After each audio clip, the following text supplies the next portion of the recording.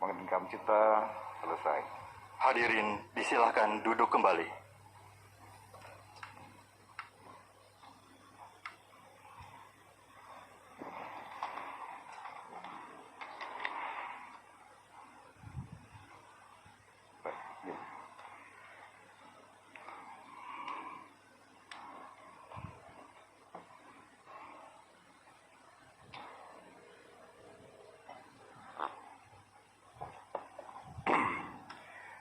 Bismillahirrahmanirrahim.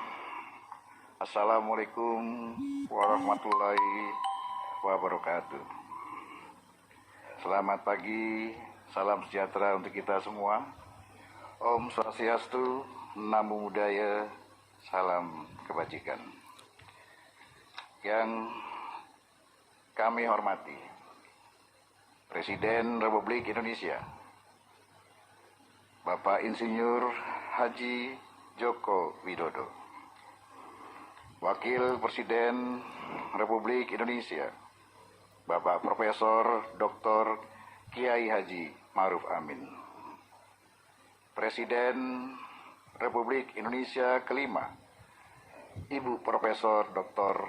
Honoris Causa Megawati Soekarno Putri, Presiden Republik Indonesia keenam Bapak Profesor Dr. Haji Susilo Bambang Yudhoyono, Wakil Presiden Republik Indonesia ke-6 Bapak Jenderal TNI Purnawirawan Tri Sutrisno, Bapak Wakil Presiden Republik Indonesia ke-9 Bapak Dr. Haji Hamzahas MA PSD, Wakil Presiden Republik Indonesia ke-10 dan ke-12 Bapak Dr. Andes HM Yusuf Kala, Wakil Presiden Republik Indonesia ke-11 Bapak Profesor Dr. Budiono, Ketua Dewan Perwakilan Rakyat Ibu Dr. Honoris Causa Puan Maharani, Ketua Dewan Perwakilan Daerah Bapak Lanyala Mahfud Mataliti, Ketua Badan Pemeriksa Keuangan Bapak Dr. Agung Firman Sampurna, Ketua Mahkamah Agung Bapak Profesor Dr. Haji Muhammad Syarifuddin, Ketua Mahkamah Konstitusi Bapak Dr. Anwar Usman, Ketua Komisi Yudisial Bapak Profesor Dr. Mukti Fajar Nur Dewata, para Wakil Ketua Majelis Perusahaan Rakyat, para pimpinan lembaga-lembaga negara, para Ketua Fraksi MPR dan kelompok DPD, Ketua Fraksi DPR, dan perwakilan subwilayah DPD, para anggota MPR yang hadir secara virtual, yang mulia para Duta Besar Negara Sahabat, para Menteri Kabinet Indonesia Maju, Panglima TNI dan Kapolri, seluruh masyarakat diaspora Indonesia, para insan pers, media cetak dan elektronik dalam dan luar negeri, para undangan serta teristimewa seluruh rakyat Indonesia yang berbahagia.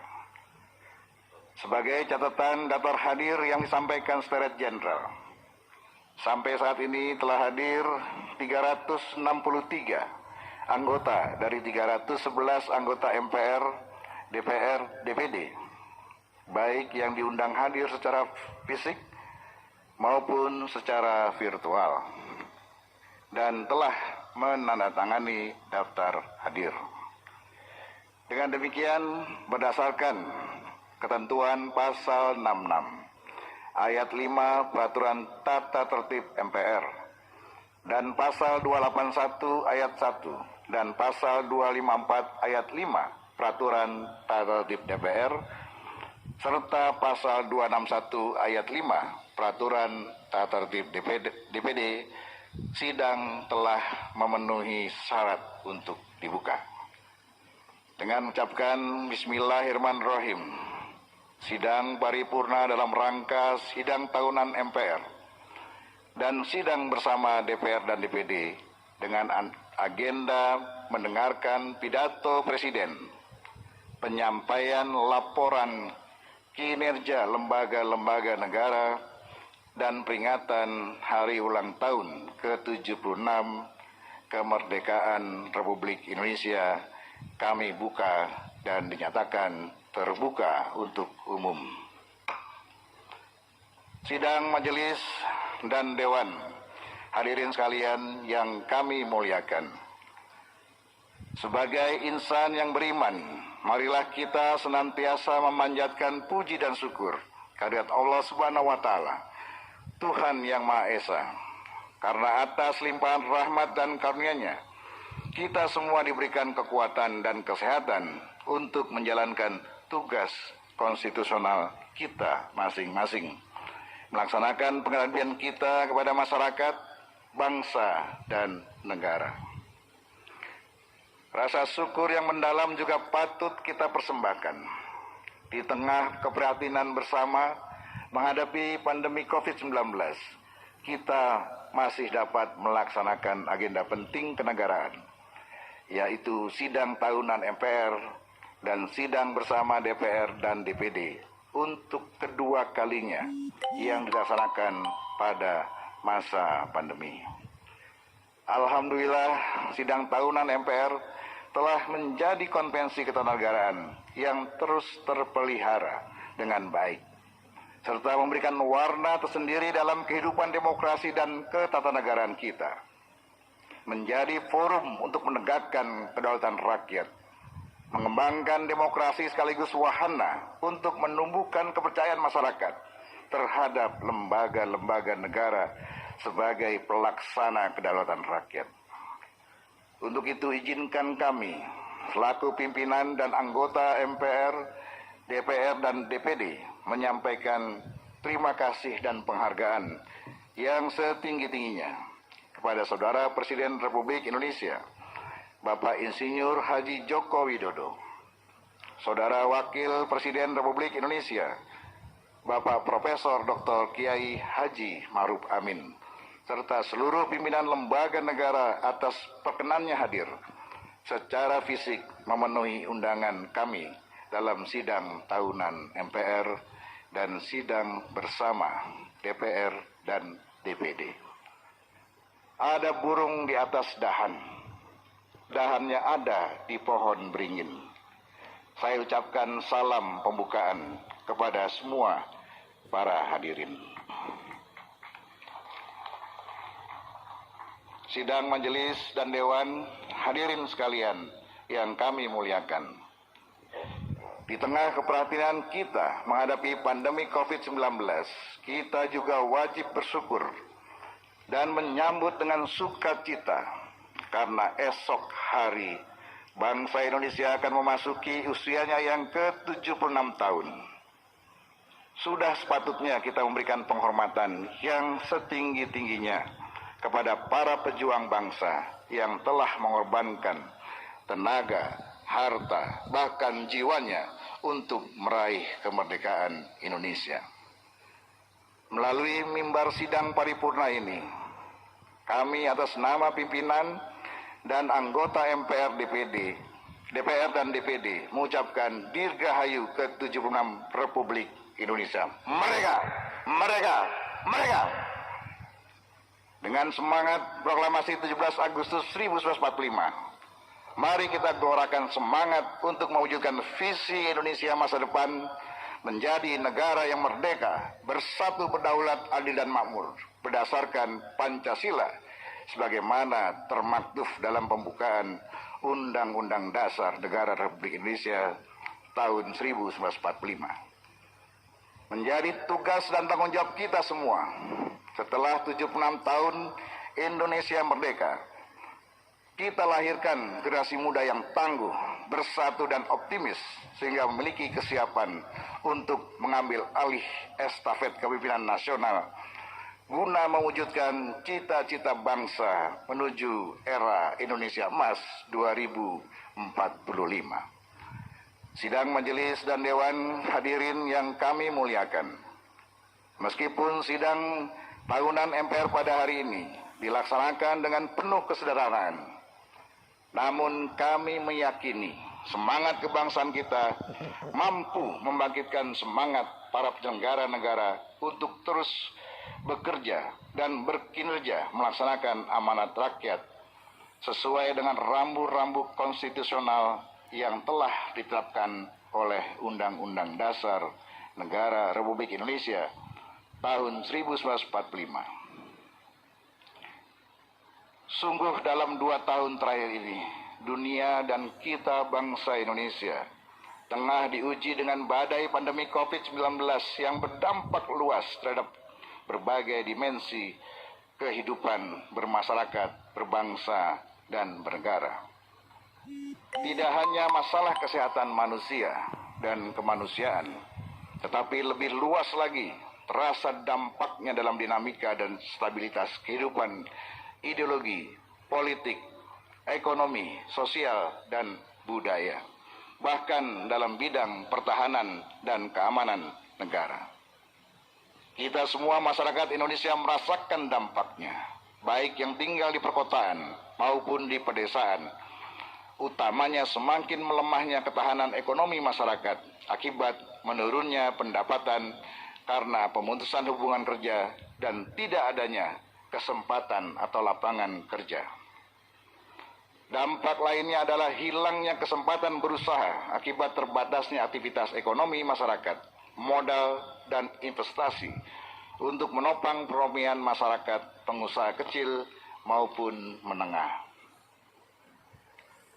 Pandemi COVID-19 juga memaksa kita untuk beradaptasi dengan kebiasaan baru, belajar dan bekerja dari rumah, menjaga jarak, dan membiasakan diri dengan cara-cara baru, menjaga kesehatan yang juga berdampak terhadap merenggangnya kohesi sosial kita. Demikian pula di sektor pendidikan. Anak didik tidak dapat lagi melakukan pembelajaran dengan tatap muka, tetapi dengan pembelajaran jarak jauh yang mempengaruhi efektivitas dan proses belajar mengajar. Meskipun pembelajaran jarak jauh secara online juga berdampak positif terhadap kemampuan beradaptasi dalam pemanfaatan teknologi dan informasi, namun keterbatasan infrastruktur penunjang pendidikan jarak jauh akan menurunkan capaian kualitas belajar dan kelulusan siswa yang tidak hanya mengukur tingkat kecerdasan, tetapi pembentukan karakter anak didik kita.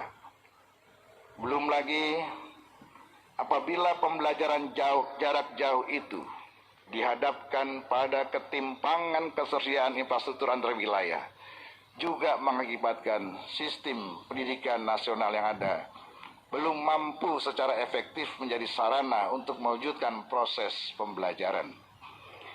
Oleh karena itu, terhadap upaya-upaya pemerintah melalui sejumlah paket kebijakan dalam mengatasi pandemi COVID-19 berserta dampaknya, kami sangat mendukung sepenuhnya. Relokasi APBN dan program pemulihan nasional atau PEN dalam bentuk program perlindungan sosial dengan beragam skema dan saluran, refocusing, anggaran kesehatan, realokasi, dukungan UMKM dan koperasi, bantuan langsung tunai dana desa, insentif usaha, serta potongan tarif listrik PLN adalah langkah kebijakan yang tepat untuk menangani dampak ekonomi dan sosial akibat pandemi COVID-19. Sidang majelis dan dewan hadirin sekalian yang kami muliakan, Pandemi COVID tidak hanya meruntuhkan sendi-sendi ekonomi, sosial, dan budaya, tetapi secara nyata telah membuat kita semua kehilangan sahabat, kerabat, anak, istri, suami, orang tua, dan sanak saudara yang meninggal dunia akibat COVID-19. Oleh karena itu, kami menghimbau kepada seluruh masyarakat untuk terus meningkatkan disiplin protokol kesehatan, menjaga jarak, membatasi interaksi, serta melakukan vaksinisasi untuk mencegah dan menurunkan tingkat persebaran, tingkat fatalitas, dan kematian akibat COVID-19. Kami juga mengajak kepada seluruh masyarakat Indonesia untuk membangun kekuatan bersama, mendukung kebijakan pemerintah. Tidak ada lagi pengambilan paksa jenazah yang terkonfirmasi COVID-19. Tidak ada lagi pemalsuan sertifikat vaksin dan tes swab PCR. Tidak ada lagi penimbunan obat, oksigen, dan peralatan kesehatan lainnya. Serta tidak ada lagi narasi-narasi kontraproduktif yang mengganggu keprihatinan dan fokus kita bersama dalam menangani pandemi COVID-19. Untuk itu, kami atas nama pimpinan dan anggota MPR menyampaikan apresiasi yang setinggi-tingginya kepada pemerintah atas kerja keras, langkah dan kebijakan yang cepat dan tepat dalam rangka perlindungan terhadap seluruh warga Indonesia sebagai bagian dari pemenuhan hak-hak konstitusional seluruh warga negara Indonesia. Secara khusus, kami juga menyampaikan apresiasi kepada Satuan Tugas Penanganan COVID-19, serta para tenaga kesehatan dan relawan, jajaran Tentara Nasional Indonesia dan Kepolisian Negara Republik Indonesia, serta pihak lainnya yang telah berkontribusi dalam upaya pengendalian dan penanganan COVID-19. Apresiasi yang sama juga kami sampaikan kepada seluruh entitas masyarakat Indonesia yang telah bergotong royong membantu penanganan pandemi COVID-19 melalui gerakan solidaritas, kepedulian sosial, baik secara individu maupun kelompok. Saat perusahaan-perusahaan, kampus-kampus, organisasi massa dan profesi, komunitas-komunitas masyarakat, hingga relawan-relawan individu bersinergi dan berkolaborasi mendukung upaya pemerintah dalam menerangi COVID-19, kita semua merasakan betapa kuatnya jati diri bangsa Indonesia yang tidak dimiliki oleh bangsa-bangsa lainnya. Sungguh kami sampaikan kepada Bapak Presiden bahwa sudah sepatutnya kita bangga memiliki keindonesiaan, memiliki pondasi-pondasi moral dan jati diri bangsa yang kokoh, sehingga berbagai permasalahan bangsa dapat dihadapi dengan penuh optimisme dan kekuatan bersama. Sidang majelis dan dewan hadirin sekalian yang kami muliakan. Sebagaimana kita pahami, pandemi COVID-19 tidak hanya memiliki dampak ekonomis yang nyata dengan meningkatnya angka pengangguran, kemiskinan, kesenjangan yang berpotensi menimbulkan permasalahan dalam bidang-bidang lainnya. Tetapi yang juga patut diwaspadai adalah potensi bangkitnya nilai-nilai, paham individualisme, komunisme, intoleransi, separatisme, radikalisme, terorisme, dan etno-nasionalisme di tengah ketidakpastian akibat pandemi COVID-19.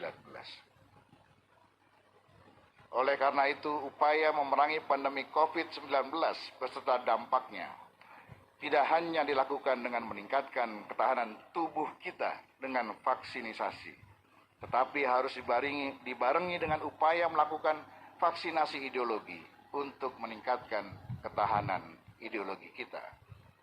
Saya ulangi, harus dibarengi dengan upaya melakukan vaksinasi ideologi untuk meningkatkan ketahanan ideologi masyarakat kita.